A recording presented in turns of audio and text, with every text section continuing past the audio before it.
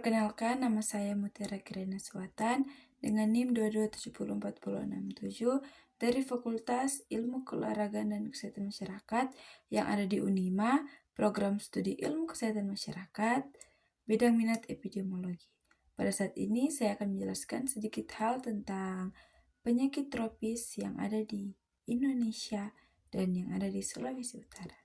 Penyakit tropis adalah kelompok penyakit yang umumnya terjadi di daerah tropis dan subtropis, yaitu wilayah dengan iklim panas dan lembab. Nah, penyakit tropis ini disebabkan oleh infeksi parasit, virus atau bakteri, dan banyak diantaranya ditularkan melalui vektor seperti nyamuk, lalat, atau air yang terkontaminasi. Nah, teman-teman, penyakit tropis ini seringkali lebih banyak ditemukan di negara-negara berkembang loh, karena faktor lingkungan, sanitasi yang buruk, dan akses layanan kesehatan yang terbatas. Nah, berikut ini penjelasan mengenai perkembangan penyakit tropis di Indonesia. Indonesia merupakan negara beriklim tropis yang memiliki kelembapan tinggi dan suhu hangat sepanjang tahun loh teman-teman. Kondisi ini sangat mendukung berkembangnya berbagai penyakit tropis seperti malaria, demam berdarah Dengue atau biasa dikenal dengan DBD, filariasis, leptospirosis, dan chikungunya. Nah, penyakit-penyakit ini sebagian besar ditularkan melalui vektor seperti nyamuk atau melalui kontak langsung dengan air dan lingkungan yang telah terkontaminasi. Dalam beberapa dekade terakhir ini, penyakit tropis di Indonesia masih menjadi masalah kesehatan yang signifikan loh teman-teman.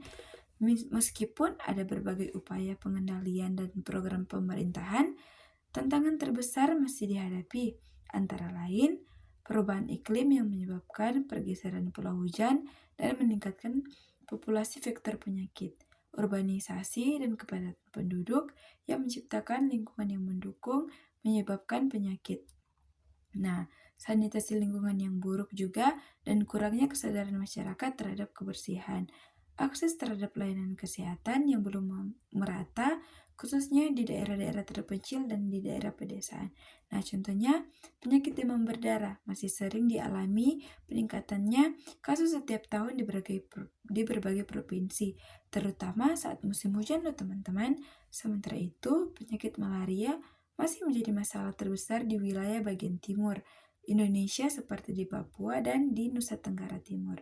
Nah, selanjutnya contoh penyakit tropis yang ada di Sulawesi Utara yaitu demam berdarah Dengue atau biasa dikenal dengan DBD. Nah, salah satu penyakit tropis yang cukup sering terjadi di Sulawesi Utara, khususnya di kota Manado dan sekitarnya adalah demam berdarah Dengue. Nah, penyakit ini disebabkan oleh virus Dengue yang ditularkan melalui gigitan nyamuk Aedes aegypti. Nah, faktor penyebab dan pendukung penyebaran di Sulawesi Utara itu karena iklim dan curah hujan yang tinggi menciptakan banyak tempat berkembang biaknya nyamuk, kepadatan penduduk yang tinggi di kota-kota besar seperti Manado, kebiasaan masyarakat menyimpan air di wadah terbuka, serta kurangnya pengelolaan sampah yang baik di kota Manado. Nah, kurangnya kesadaran masyarakat terhadap pentingnya menjaga kebersihan lingkungan. Nah, mungkin ada yang bertanya-tanya, apa sih gejala dari DBD? Nah, gejala umum dari demam berdarah itu yang pertama, demam tinggi mendadak, nyeri otot dan sendi, sakit kepala hebat, dan nyeri di belakang mata, serta muncul bintik-bintik merah di kulit. Nah, dalam kasus berat, bisa menyebabkan pendarahan, penurunan tekanan darah, hingga kematian loh teman-teman. Nah, kasus DBD di Sulawesi Utara itu sering meningkat terutama pada bulan-bulan dengan curah hujan yang tinggi seperti bulan Desember sampai dengan bulan Maret. Nah, apa sih peran tenaga kesehatan masyarakat dalam penanggulangan penyakit tropis? Contohnya DBD. Nah, yang pertama itu tenaga kesehatan masyarakat berperan penting dalam upaya penanggulangan penyakit tropis. Mereka tidak hanya bekerja di fasilitas layanan kesehatan, tetapi juga langsung turun ke masyarakat untuk melakukan berbagai tindakan pencegahan loh teman-teman, seperti pengendalian dan edukasi. Berikut adalah beberapa peran penting mereka dalam konteks penanggulangan DBD. Nah, yang pertama itu promosi kesehatan dan edukasi masyarakat. Nah, tenaga kesehatan masyarakat memberikan penyuluhan kepada masyarakat tentang cara mencegah gigitan nyamuk, pentingnya menjaga kesehatan lingkungan, serta gerakan 3M+, yaitu menguras, menutup, dan mendaur ulang, serta menggunakan kelambu, lotion anti nyamuk, dan lain sebagainya.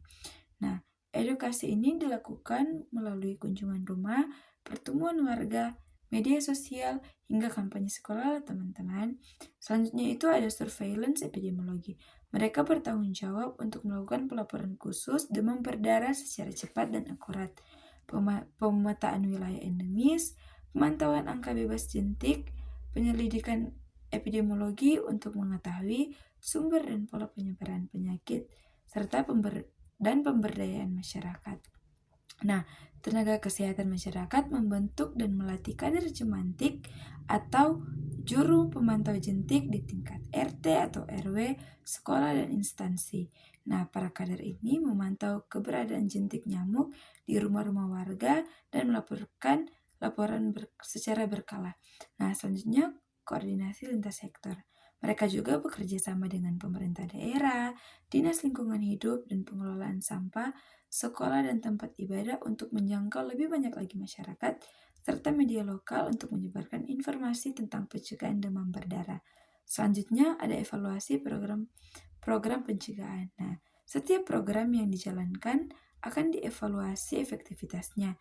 Nah, tenaga kesehatan masyarakat menilai apakah upaya penyuluhan pengendalian lingkungan sudah berdampak pada penurunan kasus DBD atau tidak. Nah, jika belum, mereka akan menyusun strategi baru yang lebih tepat lagi untuk pengendalian dan pencegahan penyakit demam berdarah yang ada di sekitar itu. Sekian dari saya, lebih dan kurangnya saya mohon maaf.